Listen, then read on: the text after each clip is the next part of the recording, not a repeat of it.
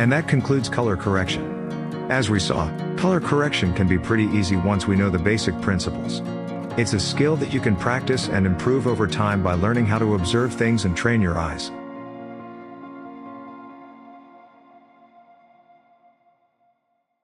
It's time for a quick recap. Color correction is all about HSL. Hue, saturation, and luminosity. Focusing on these will help you color correct your assets effectively. Examine the dynamic range of each photo and match the midtones range from the highlights or shadows.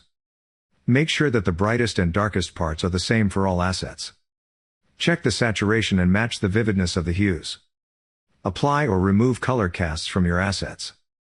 Only make subtle changes. Colors can make or break your artwork. Don't overdo it.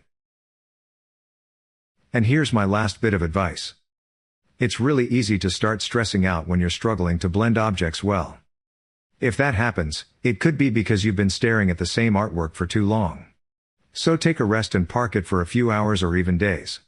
Then come back to it with a fresh pair of eyes. It's incredible how different an artwork looks after a bit of a break. After color correction, you can do some color grading as well. When color grading, we adjust the overall image by tweaking the colors to achieve a specific look. Color grading can help set the mood of an image, and tell an even better story. I've applied some color grading to the overall artwork to enhance the mood.